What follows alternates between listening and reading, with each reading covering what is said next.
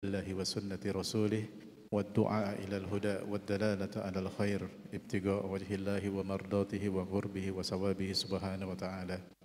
أشهد أن لا إله إلا الله وأشهد أن محمدا عبده ورسوله. اللهم صل وسلم على سيدنا محمد نورك الساري ومددك الجاري واجمعنا به في كل أدوارنا وعلى آله وصحبه يا نور. أما بعد. Alhamdulillah, segala puja-puji dan syukur kehadirat Allah Subhanahu wa taala dan juga tidak lupa salat dan salam kehadirat baginda Nabi besar Muhammad sallallahu alaihi wasallam serta keluarganya, sahabatnya juga umatnya senantiasa istiqomah sampai zaman. Insyaallah saat lagi Masjid Ittihad kita ada tausiah oleh guru kita yaitu Syekhuna Syekh Ahmad Al-Misri hafizahullah wa ra'ah. Dengan insyaallah temanya adalah andai Rasulullah di hadapanmu, baik tanpa beri waktu kepada Syekhuna alaihi falyatafadhal mazkuran. Assalamualaikum warahmatullahi wabarakatuh. Innal hamdalillah nahmaduhu wa nasta'inu bihi wa nastaghfiruhu wa nastahdihi. Na'udzu billahi ta'ala min shururi anfusina wa sayyiati a'malina. Man yahdihillahu fala mudilla lahu wa man yudlil fala hadiya lahu. Asyhadu an la ilaha illallah wahdahu la syarika lahu. Asyhadu anna Muhammadan 'abduhu wa rasuluh. Allahumma salli wa sallim wa barik alaihi wa alihi wa ashabihi wa man tabi'ahum bi ihsanin ila yaumiddin wa alaina ma'ahum bi rahmatika ya arhamar rahimin. Para jamaah yang dimuliakan Allah, uhibbukum jami'an fillah. Saya mencintai kalian semua karena Allah. Semoga Allah senantiasa mempertemukan kita di dunia dalam taat dan di akhirat di surganya Allah Subhanahu wa taala. Mudah-mudahan ibadah yang kita kerjakan di bulan Ramadan ini Allah terima. Dan mudah-mudahan kita istiqomah selepas bulan Ramadan dan kita semua diberikan kesempatan wafat dalam keadaan husnul khatimah. Alhamdulillah wa syukurillah kita masih diberi nikmat iman Islam, nikmat sehat walafiat.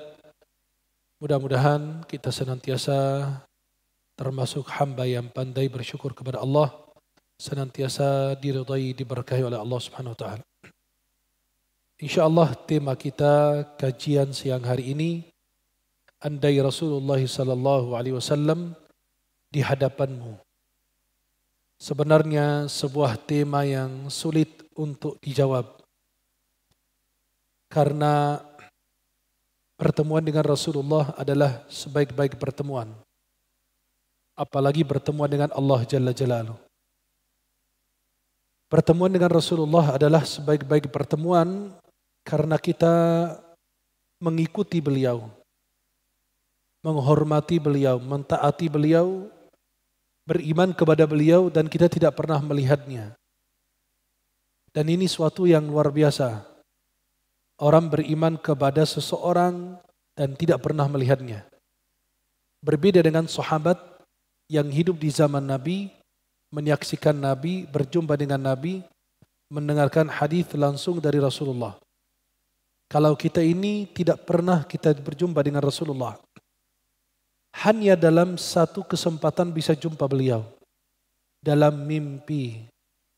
Karena kalau ada yang mengatakan melihat Nabi, berjumpa dengan Nabi dalam keadaan terjaga, itu ditolak oleh para ulama. Karena Nabi SAW di maqamnya Asy-Syarif di kota Madinah Al-Munawwarah.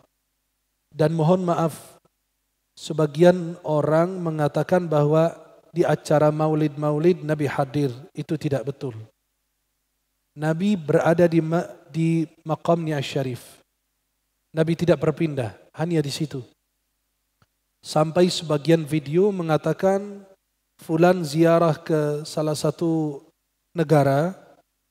Kemudian pada saat beliau menziarahi Madinah Al-Munawwarah, kemudian dikatakan dia berjumpa dengan putrinya Rasulullah. Dan dia mengatakan Rasulullah tidak ada di kota Madinah.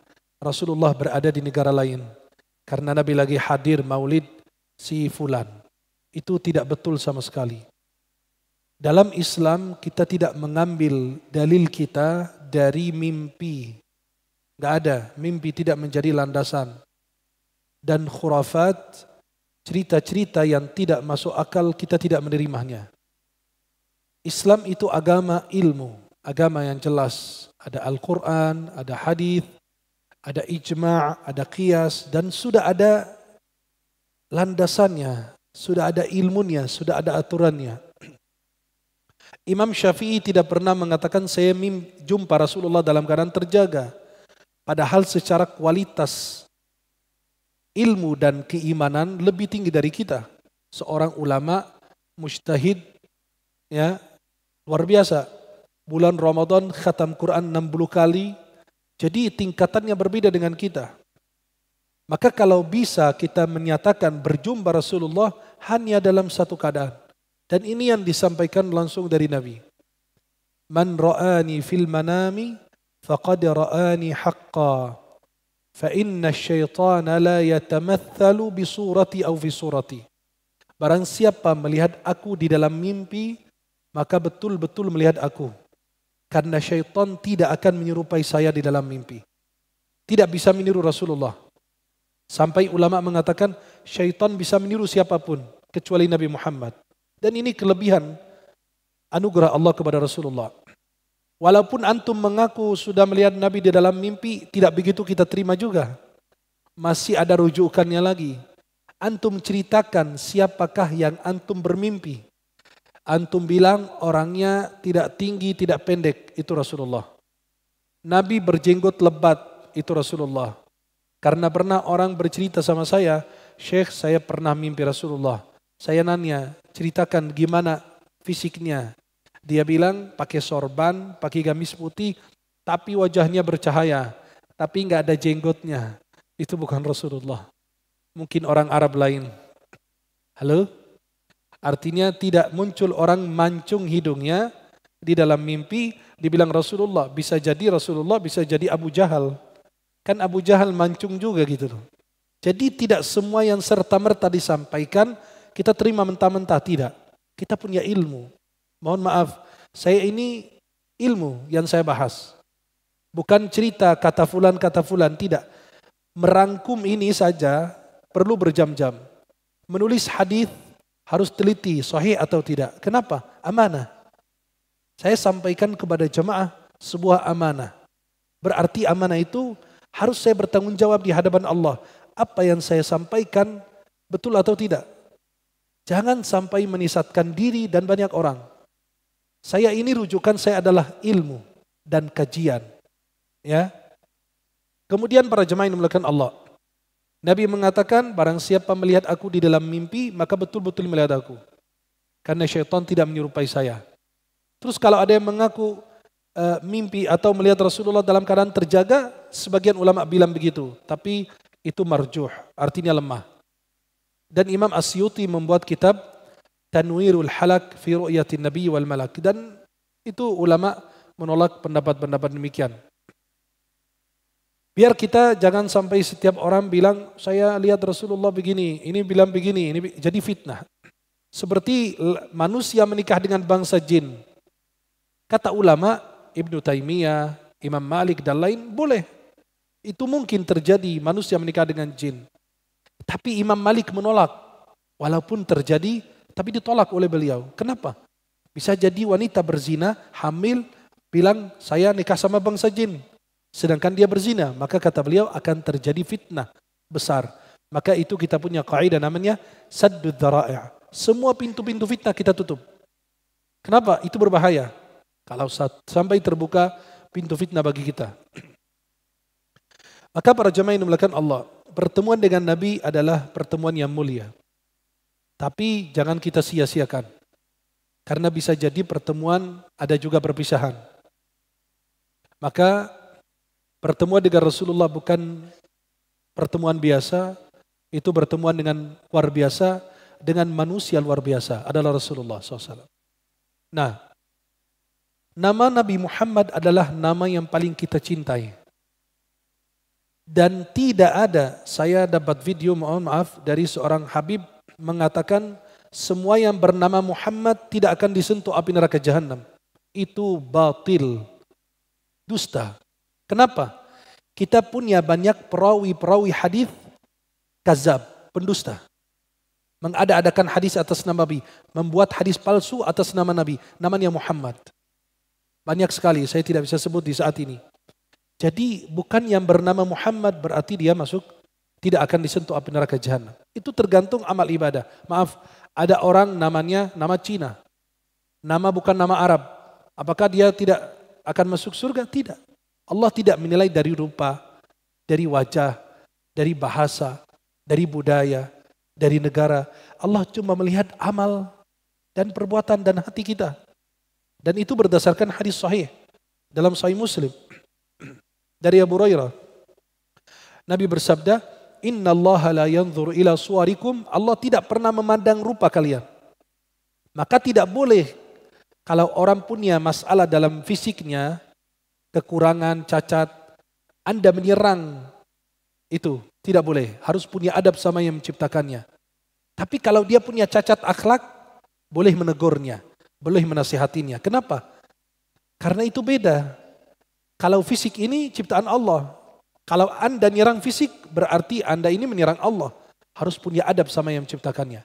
Tapi kalau dia punya kekurangan akhlak, tidak sopan, emosi, kurang sabar dan lain, itu boleh kita memberi nasihat. Maka para jemaah yang dimuliakan Allah Subhanahu wa taala, nama Muhammad adalah nama yang paling kita cintai. Ya. Nama Rasulullah adalah nama yang paling dekat dengan hati kita. Maka kami semua berdoa, mudah-mudahan kami tidak berpura-pura mencintai Rasulullah. Kami tidak mengaku-ngaku mencintai Rasulullah. Kami tidak mengaku sebagai umatnya Rasulullah. Mudah-mudahan kita semua mengakui umat Nabi Muhammad, mencintai Nabi Muhammad, pengikut Nabi Muhammad. Tapi yang menjadi pertanyaan, apakah Nabi mengaku kita sebagai pengikutnya? Apakah Nabi mengaku kita sebagai umatnya? Apakah Nabi mencintai kita sebagaimana mencintai beliau? Itu yang perlu ditanyakan. Kalau kita mencintai bawahan, mencintai atasan wajar. Tapi yang sebaliknya, apakah atasan mencintai kita atau tidak? Apakah Rasulullah mencintai kita? Mengaku kita sebagai umatnya? Sebagai pengikutnya? Atau hanya kita pura-pura saja? Maka itulah perlu ditanyakan kepada hati kita semua masing-masing. Jangan kita sampai mengaku mencintai Nabi, tapi Nabi tidak mencintai kita. Apa tanda Anda mencintai Rasulullah? Kalau mencintai Nabi, minimal mencintai sunnah-sunnahnya. Ya, mencintai amaliyahnya Rasulullah. Mencintai ilmu yang disampaikan Rasulullah. Mencintai hadisnya Rasulullah. Maka para jemaah yang dimuliakan Allah, ada ayat di dalam Al-Quran, "Qul in kuntum tuhibbunallah, fattabi'uni yuhibbukumullah." Itu ayat ini ujian bagi mereka yang mengaku cinta Rasulullah. Maka kata Nabi apa? Allah berfirman dalam ayat tersebut, "Qul in kuntum tuhibbunallah." Katakanlah jika kalian mencintai Allah, ya, fattabi'uni, ikutilah aku, kata Nabi. Yuhibbukumullah wa yaghfir lakum dzunubakum. Allah akan mencintai kalian dan Allah akan ampuni dosa-dosa kalian. Maka Nabi SAW merindukan kita karena kami adalah saudara beliau. Suatu saat Nabi meneteskan air mata, rindu kepada saudaranya. Kata sahabat, bukankah kami saudaramu ya Rasulullah? Kata Nabi, tidak, kalian sahabatku. Saudaraku adalah orang yang datang sesudah wafat aku dan mereka tidak pernah berjumpa sekalipun dengan aku. Ini kita ini yang hidup di zaman sekarang, yang datang sesudah wafat Nabi. Bayangkan, kita tidak jumpa dengan beliau tapi kita mengimaninya. Kita taat kepada beliau, cinta kepada beliau, rindu kepada beliau. Itulah mahabbah yang sebenarnya, cinta yang sebenarnya. Maka kalau antum mengaku cinta Rasulullah, ya mentaati Rasulullah, mencintai sunnahnya Rasulullah. Kami mencintai nama Rasulullah dan kami mencintai yang dicintai Rasulullah dan kami mencintai yang mencintai Rasulullah. Kami mencintai orang yang menyebut nama Rasulullah SAW. Dan kami mencintai orang yang meneladani, mengikuti Rasulullah SAW. Kami mencintai hadisnya Rasulullah SAW. Kami mencintai masjidnya Rasulullah. Kami mencintai musallahnya Nabi Muhammad SAW. Kami mencintai mihrabnya Rasulullah SAW. Kami mencintai siwaknya Rasulullah.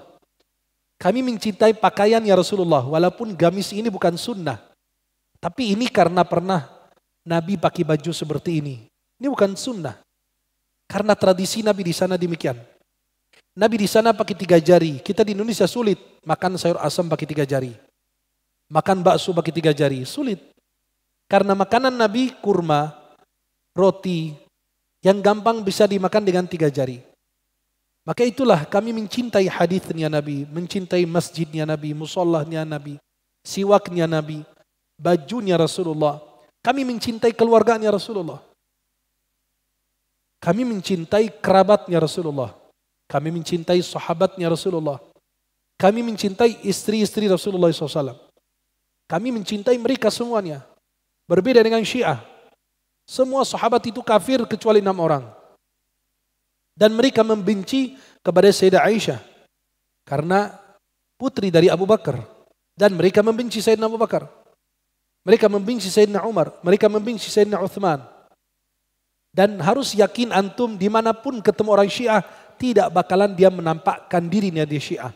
Karena dia punya keyakinan namanya taqiyah. Dia harus berpura-pura. Wa idza laqul ladina amanu qalu amanna. Seperti orang apa? Apabila berjumpa dengan orang beriman, mengaku beriman. Wa idza khalau ila syayatinihim qalu inna ma'akum. Kalau jumpa dengan syaitan-syaitan mereka, dia bilang kami bersama kalian. Gak mungkin orang Iran ke Indonesia ngaku Syiah, mustahil. Kecuali kalau di kalangan Syiah. Dan antum kalau dari Ahlus Sunnah datang ke Iran sulit untuk menegakkan sunnah. Karena mereka tidak ada salat Jumat.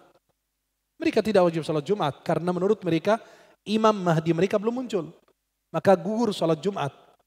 Kalau imam sudah muncul baru mereka salat Jumat. Dan harus hati-hati, banyak pencerama-pencerama Syiah murni. Dan sudah ada jejak digitalnya. Ada pernyataannya, videonya. Hati-hati, ada anak muda ya, saat ini lagi viral. Hati-hati itu Syiah. Saya nggak mau sebut gelarnya apa karena pasti ketahuan. Jadi antum harus berhati-hati, teliti dalam mencari guru. Persis seperti antum cari dokter. Kita kalau sakit cari dokter spesialis. Kenapa? Biar tidak salah kasih obat. Ini obat ini hanya obat. Kalau terjadi apa-apa cuma sakit perut, sakit atau meninggal. Tapi kalau salah guru di dunia dan di akhirat hilang dua-duanya. Rusak dua-duanya. Maka dalam Sahih Muslim dari Muhammad bin Sirin beliau mengatakan inna hadzal ilma din fanzuru amman ta'khuduna dinakum. Sesungguhnya ilmu itu adalah agama. Perhatikan kau belajar agamamu dari siapa. Itu pernyataan Muhammad bin Sirin dalam Sahih Muslim. Maka para jemaah yang dimuliakan Allah, kami mencintai semua keluarganya Nabi. Kami mencintai semua sahabatnya Rasulullah. Hati-hati pada saat antum mendengarkan syair, qasidah-qasidah, karena ada penyanyi ya, di Indonesia sudah sejak lama, saya perhatikan syair-syairnya, itu dipenggal itu syairnya. Hanya pujian kepada Ali, Al-Hasan, Al-Husain, Fatimah, itu yang ditampakkan. Pujian kepada Sayyidina Abu Bakar dihapus, dihilangkan. Pujian kepada Sayyidina Umar dihapus. Dan itu Syiah, tidak diragukan lagi. Mohon maaf, yang punya ilmu tentang Syiah, dia tahu ini Syiah. Dari ciri-cirinya, gelagatnya dia sudah tahu. Dari bahasannya, penyampaiannya dia sudah paham. Syiah itu bukan beda manhaj, bukan beda pendapat dalam fikih, tapi beda keyakinan. Dia meyakini Al-Quran yang kita punya ini enggak utuh. Ada mushaf Fatimah yang lebih besar dari mushaf yang kita punya. Mereka meyakini banyak hal yang memang tidak ada dalam Islam. Mereka meyakini bahwa nikah mut'ah itu adalah halal, kawin kontrak. Sedangkan dalam Ahlus-Sunnah itu diharamkan, yang meriwayatkan keharamannya Sayyidina Ali bin Abi Thalib yang mereka agung-agungkan. Abu Lu'lu' al-Majusi yang membunuh Sayyidina Umar bin Khattab, mereka bangun maqam, kuburan besar dihiasi. Mereka membuat hari raya pada saat Sayyidina Umar dibunuh. Maka para jamaah, kami mencintai semua sahabatnya Rasulullah. Dan kami meyakini sebagai Ahlus-Sunnah wal Jamaah, sahabat Nabi terbaik sesudah Nabi, para Nabi dan Rasul adalah Sayyidina Abu Bakar Siddiq radhiyallahu anhu arda. Itu mutlak pendapat ulama Ahlus-Sunnah wal Jamaah. Sesuai urutannya Sayyidina Abu Bakar, Sayyidina Umar, Sayyidina Uthman, Sayyidina Ali. Begitu urutannya. Dan kami meyakini Sayyidina Ali sahabat mulia, anak paman Nabi, menantunya Nabi, Sahabat mulia, tapi lebih mulia lagi Sayyidina Abu Bakar. Dan ini menjadi banyak hal dalam Al-Quran dan Nabi yang mengajak beliau hijrah bersamanya dan lain sebagainya. Maka para jamaah yang dimuliakan Allah, kami menyaksikan Allah, para malaikat, dan seluruh makhluk-makhluk Allah bahwa kami mencintai Rasulullah SAW. Kami mencintai beliau sebagai Nabi kita. Kami mencintai beliau sebagai Rasul, utusan Allah untuk kita. Kami mencintai beliau sebagai pemimpin untuk kita. Kami mencintai Rasulullah SAW sebagai qudwah, teladan, uswah hasanah untuk kita.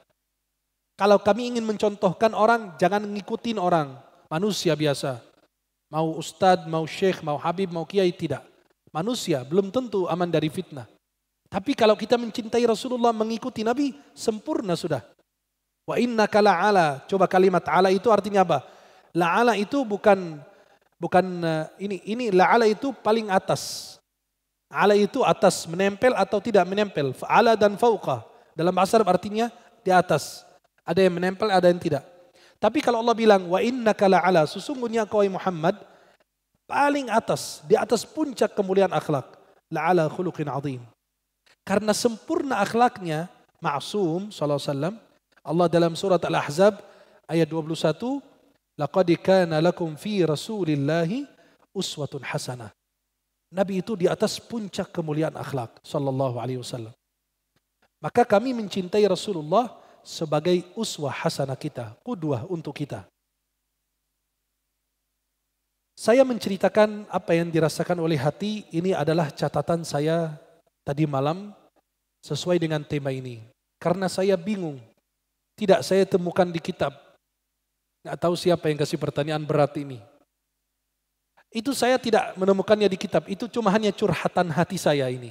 Ini bukan dari kitab, tapi itu cerita dari hati. Andai saya berjumpa dengan Rasulullah, andai kita semua berhadapan dengan Nabi, apa yang kita lakukan?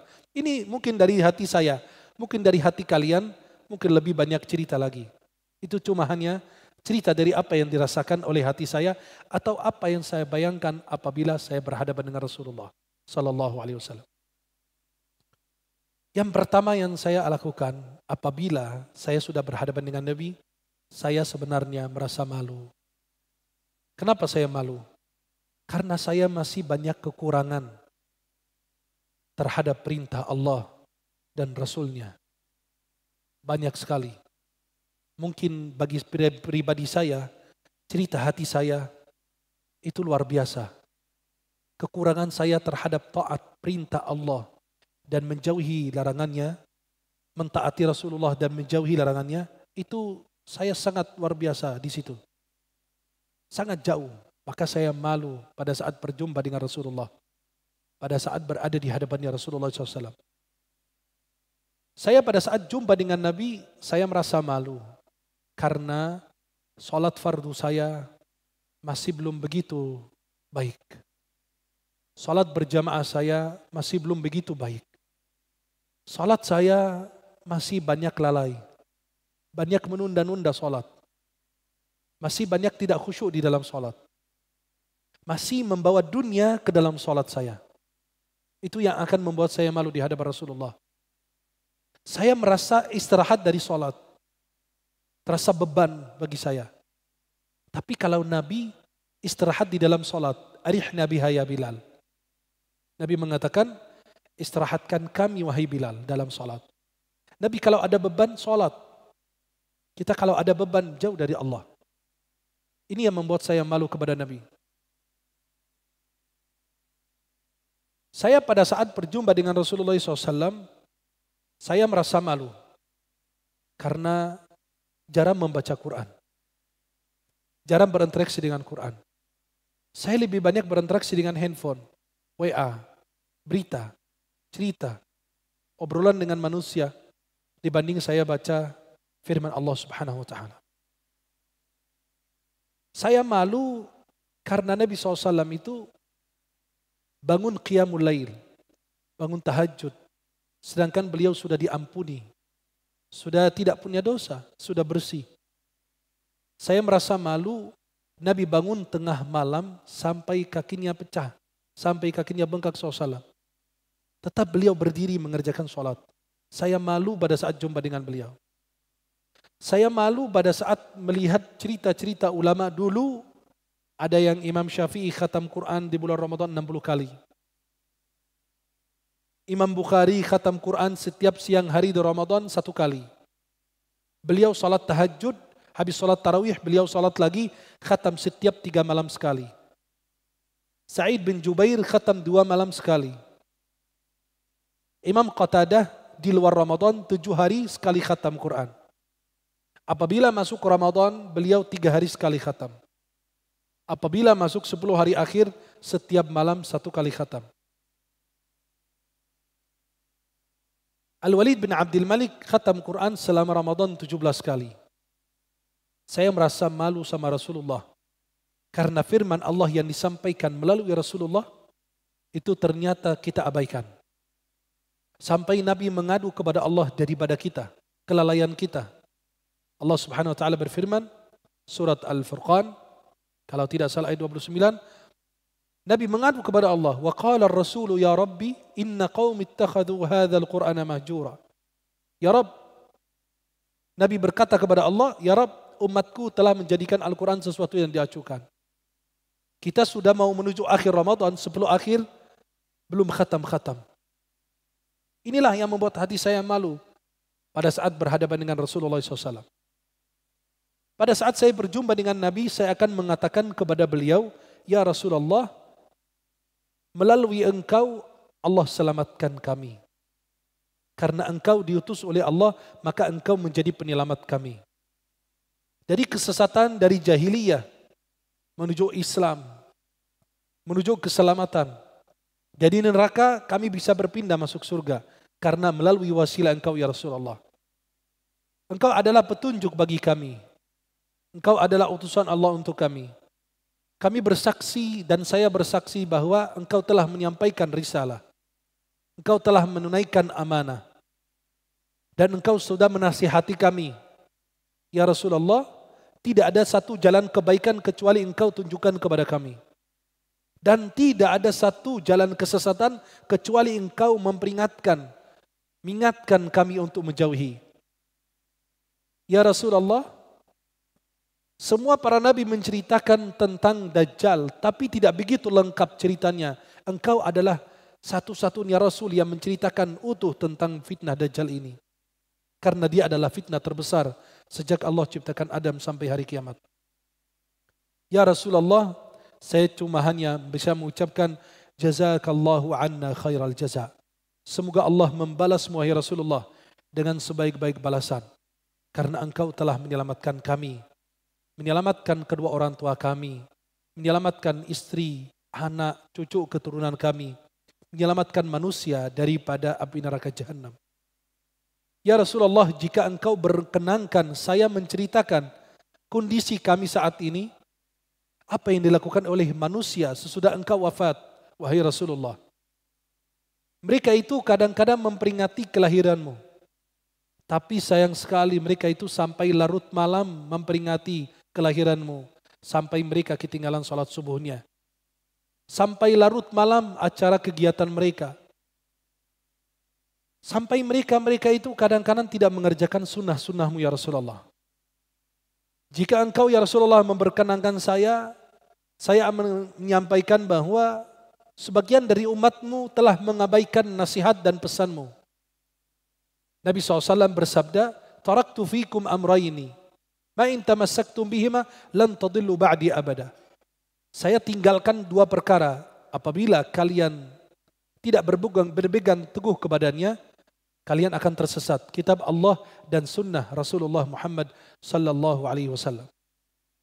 Ya Rasulullah, jika engkau berkenankan saya menceritakan bahwa sebagian majlis salawat membuat hati saya miris. Majlis salawat itu seperti bukan majlis salawat, tapi seperti konser. Sampai mereka kadang-kadang joget ketika menyebut namamu ya Rasulullah. Tapi ketika dia menghadap gurunya, merangkak di depan gurunya. Dan tidak begitu bersuara dan penuh dengan adab. Tapi ketika menyebut namamu, ada yang sampai menggoyangkan tangannya. Ada yang sampai melambaikan handphonenya dan lain sebagainya. Sampai mereka tidak begitu menghormatimu ya Rasulullah. Sebagaimana kita mendapatkan cerita-cerita para salafus salih dulu. Kalau Nabi disebut orang Turki, kalau antum sebut nama Nabi Muhammad, langsung tangan kanan diletakkan pada jantungnya. Itu kebiasaan orang Turki. Kenapa? Kalau dia langsung disebut Nabi, langsung nunduk dia. Sallallahu alaihi wasallam. Kenapa? Dia merasa bahwa jantungnya akan copot karena saking rindu kepada Rasulullah. Mohon maaf, kadang-kadang kajian-kajian, acara sholawatan, sampai mereka melambaikan handphonenya, sampai ada yang joget, sampai qasidah dipenggal-penggal, ya nafsu ti. Apa itu yang kita cari? Miris hati saya kalau lihat peristiwa begini benar. Malu kalau kita lihat sholawat kepada Nabi sampai seperti acara dangdut, seperti acara konser. Nabi disebut itu penuh dengan adab, penuh dengan khusyuk. Nabi kalau berbicara di depan para sahabat, mereka itu menundukkan kepala seperti ada burung di atas kepala mereka takut terbang. Kalau Nabi berbicara, mereka diam semua, tidak ada satupun yang bersuara. Dan mereka tidak berani bertengkar di hadapan Rasulullah. Apabila Nabi memerintahkan satu perintah, mereka berebut siapa yang melakukan perintahnya Rasulullah. Tuh lihat, kalau salawat kepada Nabi penuh dengan khusyuk, menghayati, menikmati salawat itu, bahwa Nabi menjawab salawat kita, dan Nabi menjawab salam kita, itu luar biasa. Antum dalam tasyahud, Assalamu alayka ayyuhan nabi wa rahmatullah. Hadirkan Nabi di hadapanmu. Kan Assalamu alayka itu kaful khitab, bukan haul ghaibah. Bukan Assalamu alaihi, orang yang tidak hadir. Tapi Allah ingin kita menghadirkan Rasulullah. Assalamu alayka ayyuhan nabi. Bayangkan antum bila Assalamu alayka ayyuhan nabi.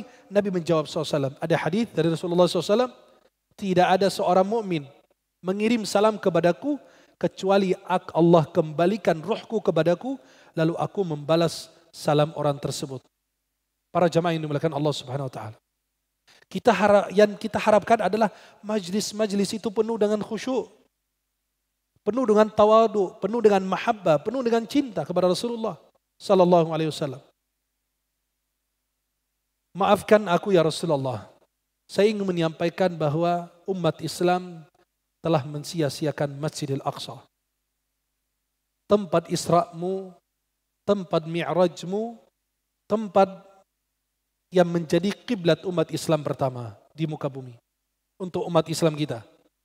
Kiblat umat Islam adalah dulu menghadap Baitul Maqdis. 16 bulan sampai 17 bulan. Kemudian terjadi pengalihan kiblat dari Masjidil Aqsa ke Masjidil Haram. Ya Rasulullah, maafkan saya ingin menyampaikan masjid yang ketiga di antara 3 masjid yang memiliki keutamaan, kami telah sia-siakan. Kami telah tinggalkan. Mohon maafkan ya Rasulullah. Umat Islam di seluruh dunia telah meninggalkan orang Gaza sendiri. Mereka yang tidak punya daya, tidak punya apa-apa, tidak punya senjata menghadapi Zionis dan Amerika dan sekutunya. Saudara kita setiap saat dibunuh. Sekarang sudah lebih dari 32.000 syahid. Dan puluhan ribuan orang yang terluka. Puluhan ribuan umat Islam di Palestina dikubur di bawah runtuhan rumahnya. Sampai barusan tadi dapat video dari Gaza, orang-orang yang syahid karena tidak ada tempat, mereka dikubur di pinggir-pinggir jalan. Trotoar kita di jalan itu mereka dikubur orang di pinggir jalan. Bayangkan, bagaimana kita menghadap Allah dan Rasulnya. Wahai Rasulullah, maafkan saya dan maafkan kami. Saya ingin menyampaikan bahwa orang Gaza saat ini meninggal karena kelaparan. Dan umat Islam dimanapun kekenyangan. Makan bermacam-macam. Tidur di atas kasur yang empuk. Sedangkan saudara kita di Gaza, bayi di Gaza, anak-anak Gaza, mereka itu meninggal karena kelaparan. Sedangkan banyak makanan yang mubazir sehingga kami buang sembarangan. Ya Rasulullah, maafkan saya. Saya ingin menyampaikan kepadamu bahwa orang Gaza tetap berjuang walaupun dibukakan pintu lebar di Eropa untuk mereka meninggalkan Gaza ke Eropa, tapi mereka milih untuk menjaga Masjidil Aqsa. Itu adalah keluhan yang saya ingin sampaikan, cerita yang saya ingin sampaikan kepada Nabi. Mungkin tentu punya cerita yang berbeda. Atau mungkin ada yang salah di dalam penyampaian saya. Tapi setiap orang punya cerita. Itu yang ingin saya sampaikan kepada Nabi SAW. Ya Rasulullah, maafkan kami karena telah kami mengkhianati saudara-saudari kami di Gaza dan di Palestina. Ya Rasulullah, orang Arab dengan kekuasaannya, dengan jabatannya, dengan hartanya, dengan yang mereka miliki, mereka meninggalkan saudaranya. Mereka punya kekayaan, mereka punya jabatan dan kedudukan. Tapi aku belum faham sampai sekarang kenapa mereka tidak mau membela saudaranya ya Rasulullah. Mungkin engkau yang bisa tahu. Karena engkau bisa punya wahyu dari Allah. Engkau punya wahyu dari Allah dan bisa mengetahui apa yang di dalam hati mereka ini. Penguasa-penguasa kami di Timur Tengah. Kenapa mereka sampai detik ini, saat ini. Apa yang mereka tunggu lagi. Gaza sudah hancur ya Rasulullah. 90% bangunan hancur. Diperlukan 20 tahun untuk dibangun Gaza kembali. Dan saya yakin Rasulullah merasakan apa yang dirasakan oleh umatnya. Dalam firman Allah, laqad ja'akum rasulun min anfusikum azizun 'alaihi ma 'anittum. Nabi merasakan apa yang kita rasakan, apa yang umatnya rasakan. Sallallahu alaihi wasallam. Nabi sudah tahu kondisi saudara di Gaza. Nabi sudah tahu kondisi saudara di Palestina. Nabi sudah tahu kondisi saudara kita di India. Antum lihat saudara kita dari India. Mereka melewati orang-orang Hindu. Luar biasa itu. Direcehkan, diremehkan, luar biasa. Itu India itu masjid-masjid dihancurkan, kuburan-kuburan dibongkar.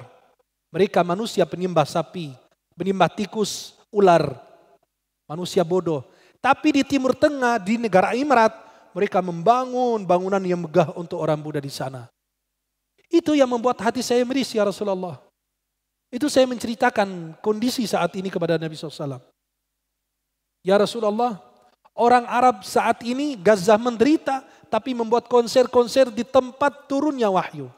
Di tempat engkau lahir, engkau besar di situ.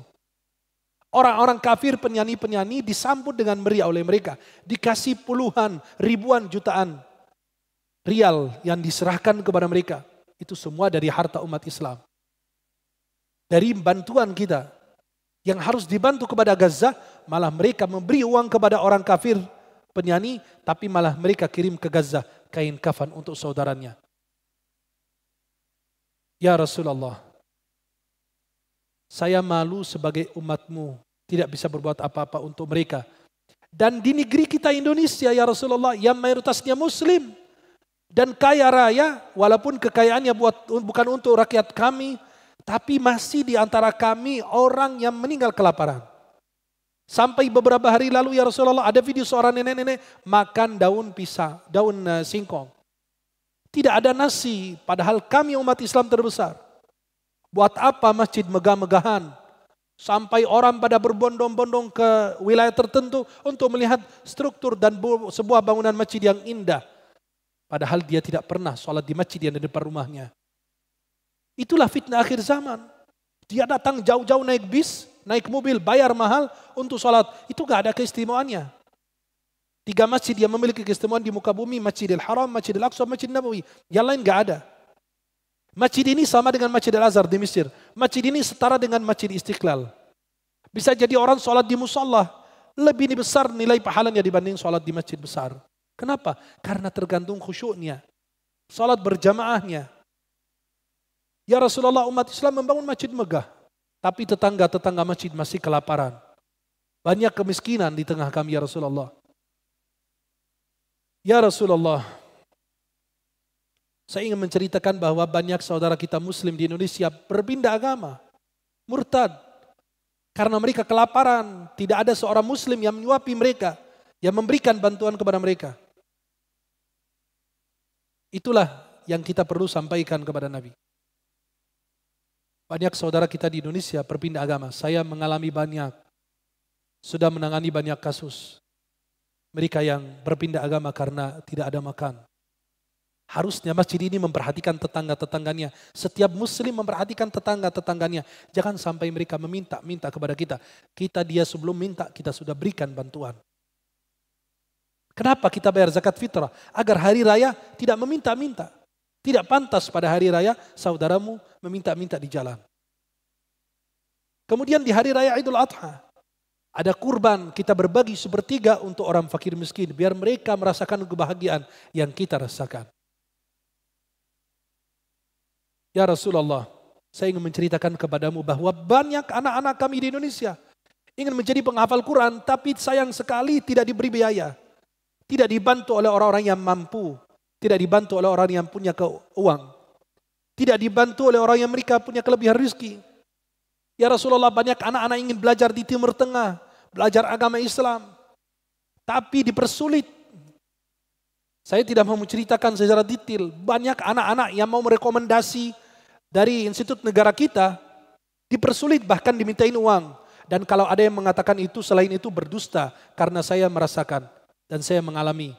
Kita yang mengurusi murid-murid saya. Saya minta surat rekomendasi harus bayar 2.800.000. 1.800.000 untuk satu anak, satu nama. Sedangkan satu lembar itu isinya 50 orang. Kali sekian berapa? Sedih dan miris ya Rasulullah. Dan ini tempat yang harus membantu umat. Ya Rasulullah, saya ingin menceritakan, tapi saya malu. Di negeri kita ini pernah orang korupsi Al-Quran, firman Allah. Ya Rasulullah, saya ingin menceritakan, di sini ada yang pas bangun Islamic Center. Uangnya dikorupsi ya Rasulullah. Masjid, ruang ibadah, uangnya diambil. Ya Rasulullah, banyak orang-orang di negeri ini meremehkan dan menuduh dan memfitnah para mujahid-mujahid di Palestina. Dan dia bukan orang awam, dia seorang ustadz, dia sudah faham. Tapi sayang sekali dia belum faham, dia sudah berbicara. Dia belum mengerti, dia sudah berkomentar. Malu sebenarnya Rasulullah, banyak yang saya ingin menceritakan di hadapanmu. Ya Rasulullah, maafkan kami karena kami telah memikirkan dunia dibanding kami memikirkan agama kami. Ya Rasulullah, kami lupa kepada perjuanganmu dan perjuangan para sahabatmu. Ya Rasulullah,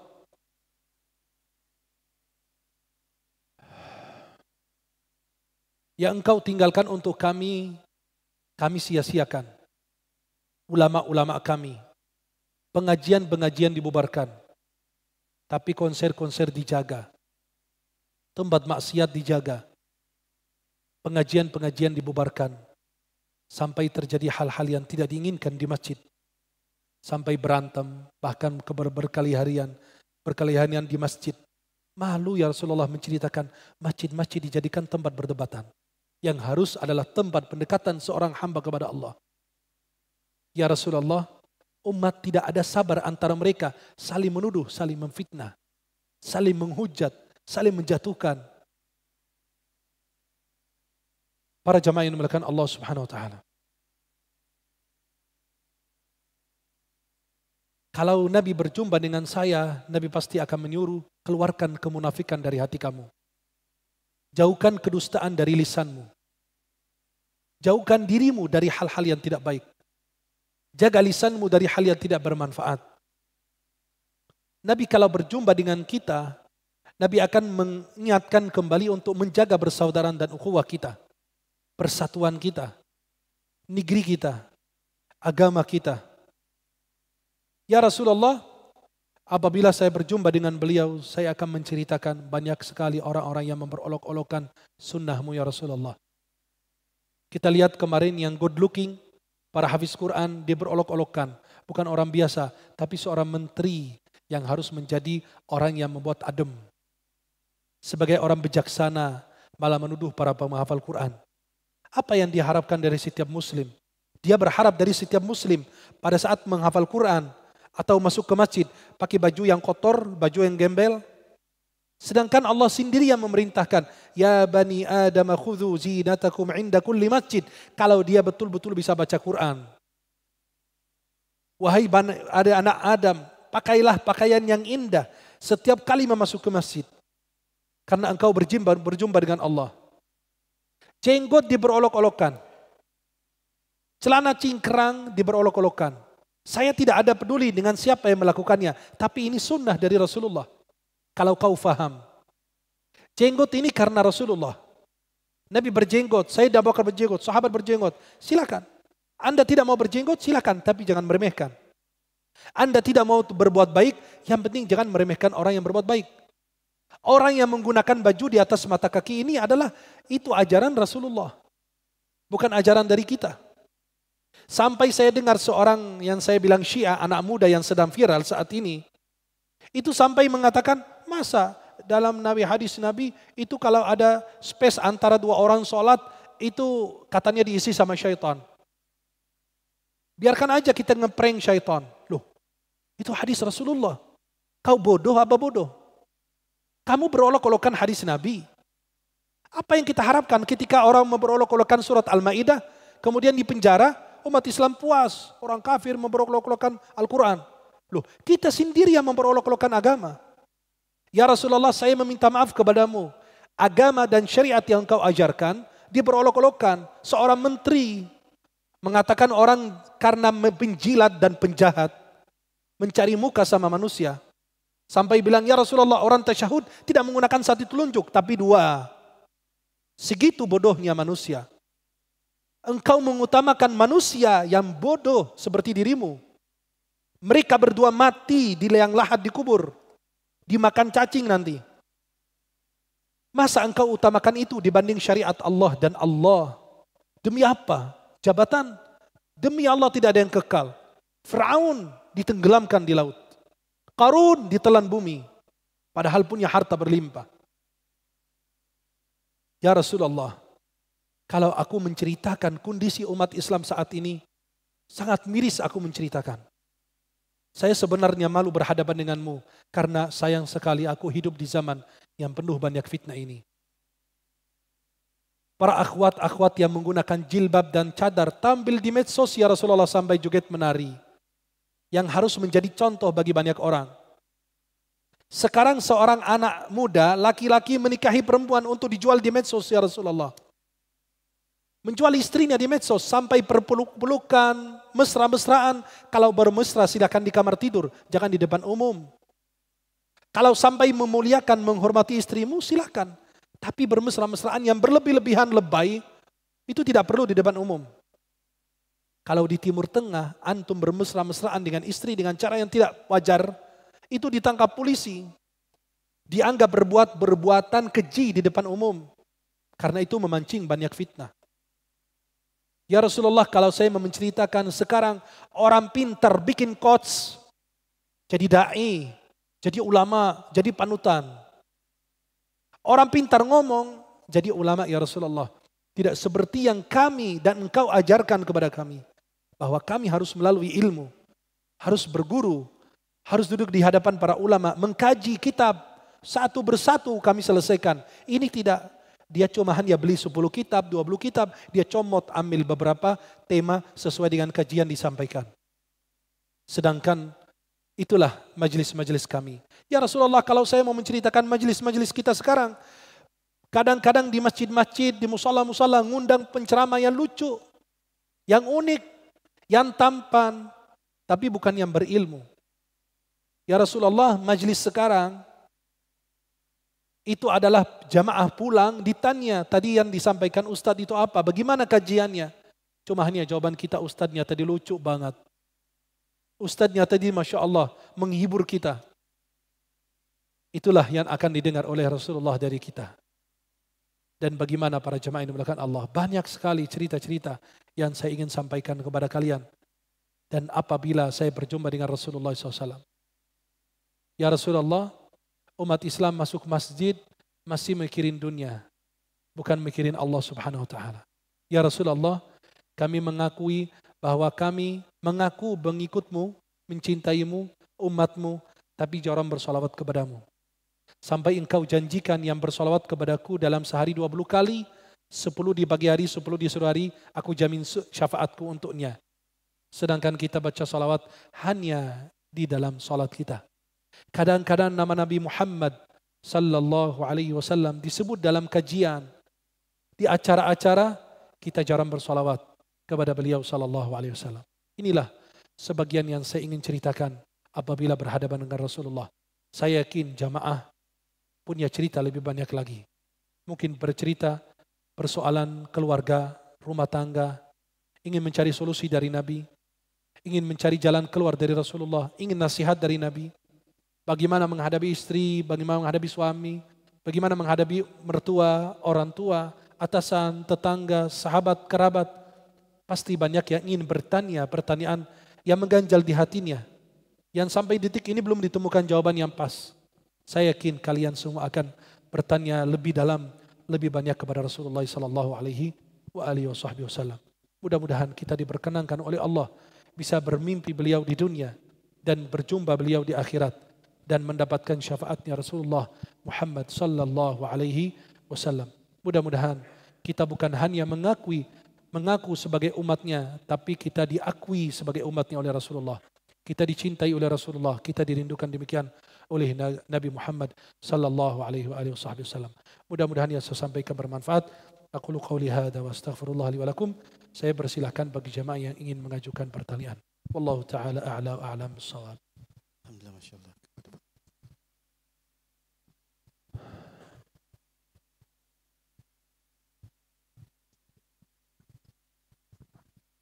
Bismillahirrahmanirrahim. Terima kasih. Sangat berat sekali sebenarnya apa yang Syekh sampaikan hari ini. Sedangkan kami di sini sendiri ya, dalam rangka sholat berjamaah masih susah untuk merapatkan barisan. Nah itu apalagi yang diceritakan begitu banyak. Nah ini sebenarnya fenomena apa gitu ya di akhir zaman ini? Apakah memang, saya kadang bertanya, apakah ada dalilnya yang bisa merenggangkan salat pada saat berjamaah? Ya. Itu pertanyaan saya pertama. Yang kedua, memang ada seorang yang dari Yaman terkenal viral sekali. Padahal di negaranya sudah dianggap Syiah gitu. Tapi di kita diagung-agungkan. Bahkan beberapa ustadz viral kita mendukung gitu kan. Jadi sebenarnya fenomena apa yang terjadi gitu? Siap. Dua itu adalah sebenarnya banyak sekali pertanyaan, tapi dua itu adalah. Terima kasih. Assalamualaikum warahmatullahi wabarakatuh. Waalaikumsalam. Yang pertama termasuk kesempurnaan sholat merapatkan dan meluruskan shaf. Ya, Nabi SAW memerintahkan kita meluruskan dan merapatkan shaf. Dan apabila ada celah itu diisi syaitan. Syaitan tidak ikut sholat, tapi ikut menggoda kita dalam sholat. Maka tugasnya seorang imam sebagaimana Nabi SAW berdiri menghadap kepada makmum. Sampai dikatakan Nabi berjalan ke arah kanan, berjalan ke arah kiri. Untuk apa? Untuk bisa meluruskan dan merapatkan shaf para sahabat. Maka tugasnya seorang imam, kalau ada yang celah, ada disuruh rapat. Kenapa? Tugas si imam. Yang kedua, tugas kita untuk selalu mengingatkan umat. Tugas kita ini, saya berdosa. Kenapa? Karena mungkin jarang mengingatkan orang untuk merapatkan shaf. Karena kata Nabi, berantakannya shaf, berantakannya hati kita. Maka luruskan shaf, ya. Tarassu wa'tadilu. Nah, luruskan dan rapatkan shaf kita. Karena itu termasuk fa inna taswiyata sufufi min tamamis shalah. Meluruskan shaf itu adalah termasuk kesempurnaan salat.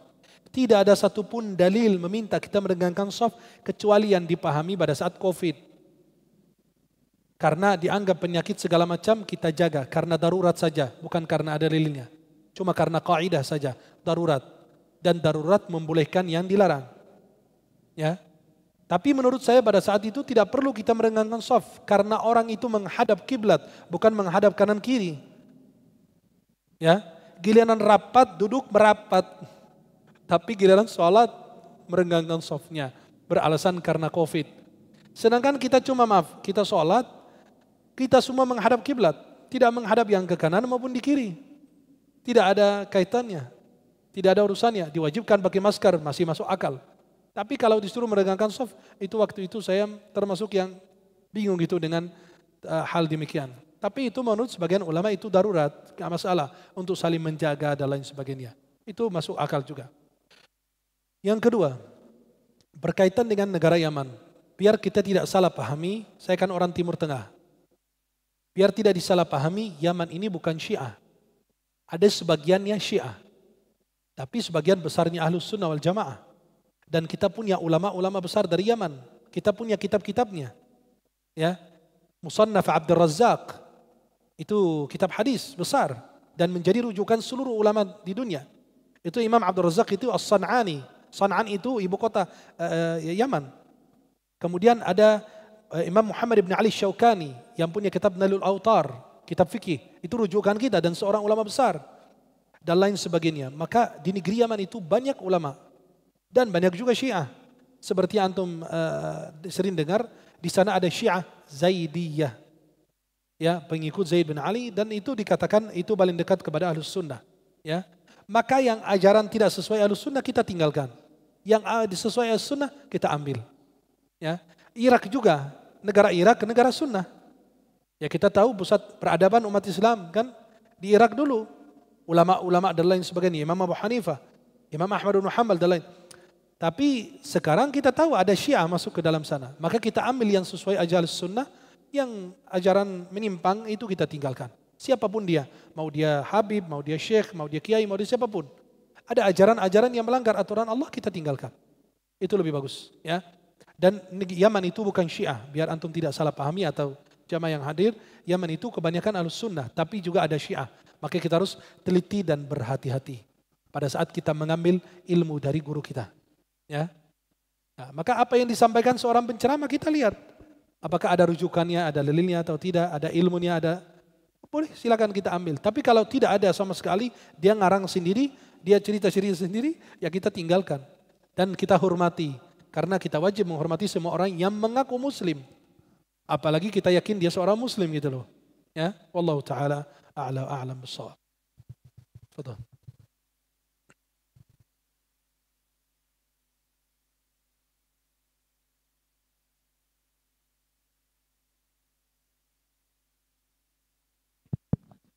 Assalamualaikum warahmatullahi wabarakatuh. Waalaikumsalam warahmatullahi wabarakatuh. Kalau kita mengutip dari Imam Ghazali maupun Ibnu Qayyim, bahkan Ibnu Sirin dalam kitabnya Ibnu Yamun maupun kitab Mu'jam Tafsiril Ahlam, Muhammad Ibnu Sirin. Ya, Ibnu Sirin dalam kitabnya Mu'jam Tafsirul Ahlam, halaman 284, bahwa beliau-beliau ini meyakini bahwa orang yang mendawamkan sholawat setiap waktu itu bisa dipastikan mampu untuk bermimpi kepada Rasulullah SAW dengan benar. Nah. Apa alasannya? Dalam hadis Anas bin Malik, Qala Rasulullah SAW, man ro'ani fil manami faqad ro'ani, fa inna syaitan la yatakhayyalu bi wa ru'yal mu'min juz'un min sittatin wa arba'ina juz'an minan nubuwah. Nah. Itu alasan pertama. Nah. Ini menurut pandangan Ustadz bagaimana? Nah. Kemudian yang kedua, diyakini di ahli sunnah wal jamaah bahwa ada 4 nabi yang masih hidup. Nah. Sementara ada juga pengikut ahli sunnah yang tidak meyakini itu. Nah. Contoh misalkan yang meyakini bahwa di antara 4 nabi yang masih hidup adalah Nabi Khidir misalkan, atau Nabi Ilyas, Nabi Idris misalkan. Suatu ketika ada seseorang yang mau dapat hidayah dari non-muslim masuk Islam. Katanya beliau sempat ketemu Nabi Khidir. Contohnya misalkan Ustadz Waloni. Nah, itu pernah menyatakan seperti itu. Ustadz siapa? Ustadz Waloni. Waloni siapa? Mantan rektor Papua, mantan rektor Universitas Kristen Indonesia di Papua. Berarti bukan Ustadz, berarti beliau mu'alaf. Iya, mu'alaf. Yang belum belajar mendalami agama. Itu yang non mu'alaf. Nah, yang lainnya misalkan para wali itu sering ketemu Nabi Khidir. Nah, kemudian pertanyaan ketiga, mengapa di dalam Ahlus Sunnah wal Jamaah, pengikut Ahlus Sunnah wal Jamaah itu bisa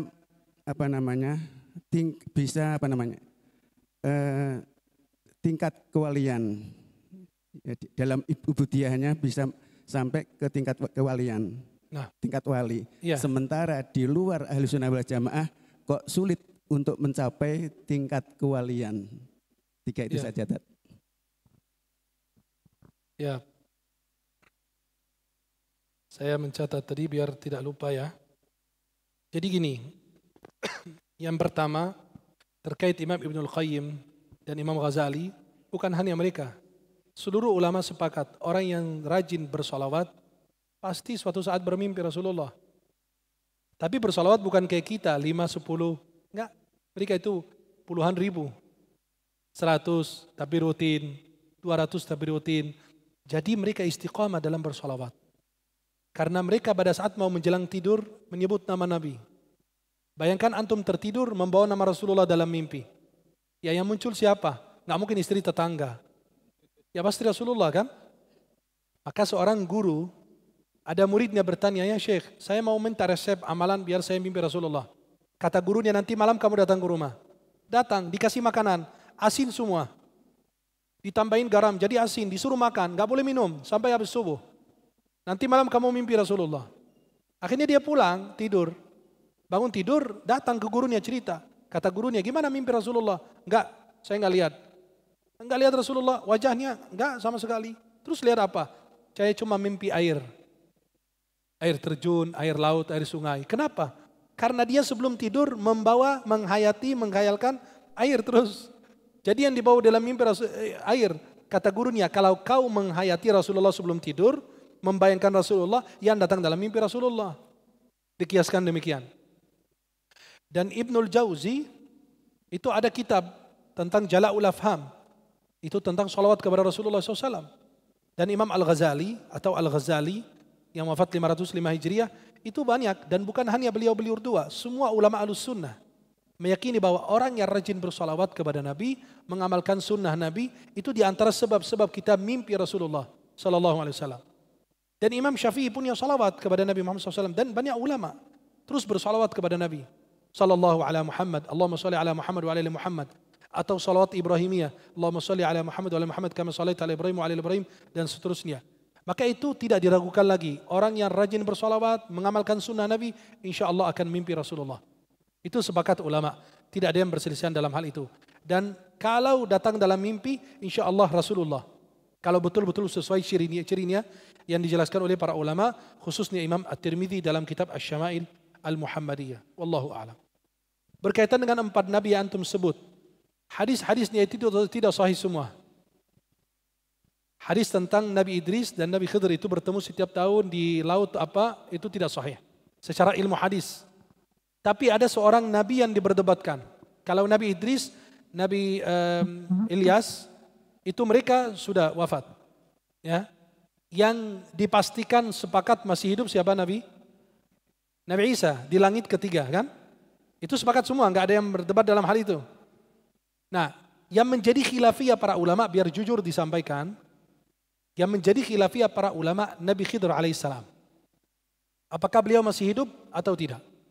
Sebagian ulama Ahlus Sunnah wal Jamaah seperti Imam Nawawi dan lain, sebagian ulama mengatakan beliau masih hidup. Maka banyak guru-guru saya dan ulama-ulama dahulu mencerita bahwa mereka jumpa dengan Nabi Khidir alaihissalam. Dan sebagian besar ulama Ahlus-Sunnah wal Jamaah mengatakan beliau sudah wafat. Ya, dan berdasarkan dalil-dalil mereka yang mereka sudah punya. Maka kalau hal itu menjadi khilafiyah para ulama. Kalau antum meyakini beliau masih hidup, ya udah. Tapi jangan sampai ada orang datang mengatakan saya tadi malam mimpi Nabi Khidir alaihissalam dan suruh amalin ini. Ah, itu bahaya itu. Nanti setiap orang agama jadi permainan. Nah, yang ini mimpi, yang ini mimpi. Jadi cerita agama itu kembali ke mimpi, bukan kembali kepada Al-Quran, hadith, ijma', sunnah, qiyas, dan seterusnya. Maksud saya paham Pak? Maka ulama yang meyakini beliau masih hidup, silakan dengan keyakinan, dan itu ulama mu'tabar, Ahlus-Sunnah wal Jamaah. Dan sebagian ulama Ahlus-Sunnah wal Jamaah juga meyakini beliau sudah wafat. Dan itu karena masalah khilafiyah dan tidak ada dalil yang pasti apakah beliau masih hidup atau beliau sudah wafat, maka itu tidak ada yang bisa memutuskan. Yang mengatakan pendapat beliau masih hidup dimenangkan oleh mereka. Ya terus diperjuangkan. Yang mengatakan beliau sudah wafat diperjuangkan oleh mereka dan membantah yang menyatakan masih hidup. Dan itu hal khilafiyah selama tidak ada hal-hal yang aneh. Ada yang datang bilang saya mimpi Nabi Khidir semalam disuruh saya nikahin istri tetangga. Contoh gitu. Itu kan musibah lagi. Agama jadi permainan. Maka kalau Nabi Isa sepakat beliau masih hidup, cuma yang menjadi khilafiyah adalah Nabi Khidir alaihissalam.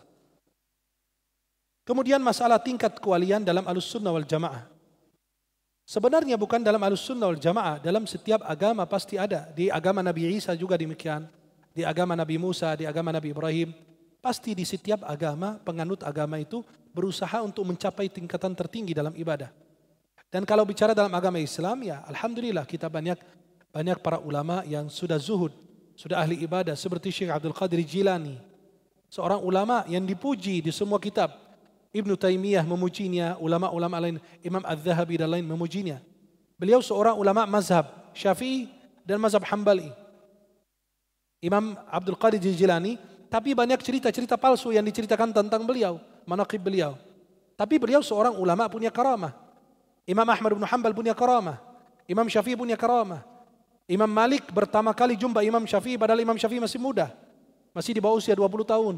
Imam Malik memandang Imam Syafi'i mengatakan, kamu nanti akan punya kedudukan di sisi Allah. Padahal Imam Malik, itulah firasatnya orang beriman. Maka hati-hati terhadap firasatnya orang beriman karena dia melihat dengan cahaya dari Allah. Contoh, antum ketemu saya, antum ini rajin ibadah, ketemu saya, hey Syekh jangan sering galau ya. Tahu dari mana saya galau? Kan firasat orang beriman. Itu nampak dari hasil ibadah-ibadah kita. Maka dulu para wali itu bukan ibadahnya seperti kita yang wajib-wajib saja. Mereka itu ibadahnya dilebihkan. Artinya sholat malamnya terus dijaga, puasa sunnah dijaga. Bacaan Quran terus menerus, berusaha menjaga lisan, menyendiri dari hal-hal yang enggak bermanfaat. Itulah yang perlu kita contohkan gitu loh. Maka dalam Ahlussunnah wal Jamaah alhamdulillah tingkatan para aulia itu besar. Dan dalam Ahlussunnah semuanya, mau sufi, mau salafi, mau siapapun, semua meyakini bahwa ada karamah untuk para wali. Tapi orang wali itu tidak menampakkan karamahnya, tapi disembunyikan, malu dia. Seperti Imam An-Nawawi dalam Al-Majmu' mengatakan, yustahabbu liman raha katmuha. Dianjurkan bagi mereka yang dapat Lailatul Qadar disembunyikan, diam-diam. Jangan bikin status. Tadi malam alhamdulillah Lailatul Qadar. Kebetulan saya lagi di masjid. Nah, ente kadang-kadang. Jangan cerita-cerita, kenapa? Takut nanti karamah, ini kan karamah. Kalau diberi oleh Allah, kalau diceritakannya, bukan karamah lagi, jadi riya. Jelas Pak? Ya, itu jawaban dari pertanyaan antum tadi. Wallahu ta'ala a'la a'lam bissawab. Silakan. Ada yang mau bertanya sebelah lagi?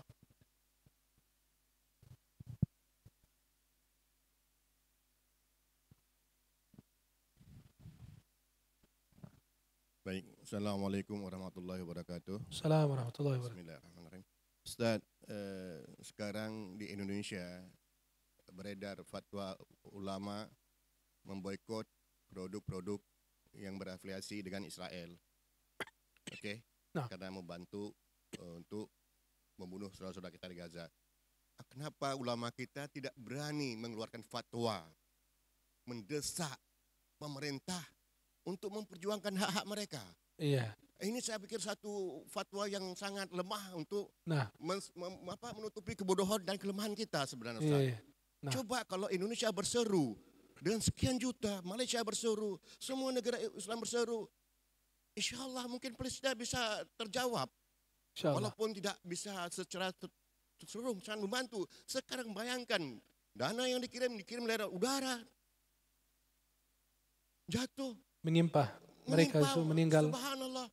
Kadang-kadang di laut mereka tenggelam, meninggal tenggelam gitu karena ngambil bantuan. Itu Mesir, kenapa dia tutup? Saya pernah ke Urdun, itu Urdun langsung Palestina, Israel, Elat, semua Israel, ini semua umat Islam keliling, semua umat Islam. Iya. Jadi menurut saya ini, mohon maaf Ustaz, tolong Ustaz suarakan. Ulama harusnya menfatwakan yang seperti ini, bukan yang ini yang harus diutamakan. Jazakallah. Barakallahu fiik. Antum bukan bersuara. Anak ini bersuara sampai akun Instagram saya dihapus sama Instagram. Sudah centing biru, sudah 100 ribu sekian orang pengikutnya, tapi hilang. Gara-gara apa? Saya menyuarakan Palestina setiap hari. Hampir setiap saat, update status. Hilang langsung. Harusnya kan menteri kita dong bersuara. Seperti sekarang menteri di Irak bersuara minta diboikot, ditutup, ya, dihapus TikTok dari Irak. Kenapa? Karena banyak video-video porno atau yang tidak pantas ditayang dan dinonton oleh anak-anak muda di sana. Harusnya kan menteri kita kalau pada masih hidup ya, maaf, kalau pada masih hidup harusnya menteri bersuara. Kalau Instagram menghapus menghalangi postingan tentang Palestina, kami tutup di Indonesia. Harusnya dari dulu begitu. Saya tidak perlu bicara, dia seorang muslim. Jangan yang begini, yang muslim aja, yang dekat dengan ustadz terkenal, itu sampai bilang tasyahudnya nggak begini, tapi begini. Malu saya sebut nama orang begitu. Anda takut batal wudhu saya nanti. Mohon maaf. Kalau antum bilang saya bersuara, alhamdulillah dimanapun saya bersuara. Bahkan kita keliling ngambil donasi. Alhamdulillah baru kita sebulan yang lalu ke Mesir menyerahkan bantuan ke Gaza. 3 truk kemanusiaan masuk ke Gaza melalui perbatasan Rafah. Dan kemarin Masjid Darussalam Kota Wisata insya Allah mau nitip bersama kita habis lebaran Idul Adha kami kirimkan lagi ke Gaza. Itu semampunya kita. Saya dimanapun berbicara tentang Palestina. Di sini Palestina, dimanapun saya pasti singgung Palestina. Atau di doa. Bahkan saya alhamdulillah setiap hari dalam sujud. Antara sholat subuh atau sholat yang lain, saya doakan orang Palestina dalam sujud. Dan umat Islam dimanapun berada di dunia. Nah, kenapa ulama kita? Ya itulah karena banyak kesibukan. Ustadz-ustadz kita sibuk lagi memenangkan salah satu calon gitulah. Ya, sensor. Kan ada kamera di sini bahaya. Kameranya gede lagi. Jelas? Mereka pada sibuk gitu loh. Kalau mereka mengeluarkan fatwa haram dan mereka melarang pemerintah untuk mengambil barang-barang tersebut, masukkan di Indonesia, maaf, kami akan mengalihkan diri untuk mengambil yang lain. Membantu anak-anak kita di Indonesia, saudara kita di Indonesia. Contoh, antum tahu tidak, Starbucks, McDonald, KFC, Burger King, itu mengalami kerugian dari Timur Tengah, yang mereka sebut kemarin, Timur Tengah, Indonesia, Malaysia. Bayangkan, cuma hanya itu doang. Dan lebih besar kerugian mereka dari Indonesia dan Malaysia. Bayangkan sampai Starbucks itu di Maroko tutup permanen. Mereka kerugiannya besar sekali itu. Sampai McDonald itu mengalami kerugian besar. Sampai di Indonesia, maaf, saking ininya, sampai dia pasang spanduk di depan McDonald lagi menyerahkan bantuan 1 miliar ke Palestina. Ogah kita percaya yang begitu. Ente mau kasih 1 miliar, 1 triliun juga, itu bermainan, pengalihan gitu loh. Itu, coba ini punya orang Indonesia. Ya udah, kalau ini McDonald punya orang Indonesia, ente tahu McDonald bantu, ente hapus aja logo McDonald, ganti yang lain, umat Islam baru masuk. Tapi selama ente pakai McDonald, pakai KFC, pakai Burger King, pakai Starbucks, itu pasti kita nggak masuk. Saya dengan izin Allah, sejak boikot sampai detik ini, saya mengharamkan diri saya dan keluarga saya makan dari situ. Mohon maaf. Kenapa? Saya tegas. Itu semampunya saya berikan kepada orang Palestina. Maka harusnya, itulah karena nanti saya berceritakan kepada antum. Kita privat aja berdua, saya ceritakan kenapa tidak bisa dikeluarkan fatwa atau didesak pemerintah melakukan hal demikian ya. Kita doakan insya Allah kasih hidayah dan banyak ulama yang menyuarakan. Jangan ulama, bagaimana mau diboikot? Ada ustadz-ustadz yang memfitnah para pejuang Palestina. Menuduh mereka Syiah segala. Dia nggak paham. Anda punya video Pak, dari petinggi-petinggi Hamas menceritakan kenapa mereka ngambil bantuan dari Iran. Mereka ngambil bantuan dari Iran karena mereka sudah mengetuk pintu negara Timur Tengah, gak ada satupun yang bantu. Iran bantu, kata mereka kami terima bantuan tapi tanpa syarat. Silakan kalau mau bantu kami tidak ada syarat. Dulu Syekh Ahmad Yasin, pendiri Hamas, itu beliau sama sekali tidak menerima bantuan dari Iran karena takut ini Syiah, ada pengaruhnya. Sebenarnya orang Iran bukan karena semata-mata mau menyelamatkan Masjidil Aqsa, orang Muslim. Dia benci Ahlus Sunnah. Al-Khumaini, la'natullah alaih, menulis kitab-kitab itu kebencian kepada Ahlus Sunnah. Kita disebut dalam kitab-kitab dia, namanya Nasibi, bukan Ahlus Sunnah. Dia nggak sebut Ahlus Sunnah, Nasibi. Mereka benci kepada kita loh. Antum belum tahu cerita-cerita orang Irak yang Ahlus Sunnah yang dibunuh oleh Syiah. Di Iran apalagi. Saya ketemu banyak orang teman-teman saudara kita dari Akrat. Orang masuk Islam, masuk Ahlus Sunnah. Melarikan diri dari sana karena mereka yang dibunuh. Mereka masuk Indonesia. Bahkan mereka pindah ke negara lain. Kenapa? Karena tidak bisa selamat. Kalau dia menganut Ahlus Sunnah wal Jamaah. Al-Khumaini itu benci kepada Ahlus Sunnah. Benci kepada umat Islam. Nah, maka ulama dan Ahmad Yasin, dulu Syekh Ahmad Yasin rahimahullah, beliau tidak mau.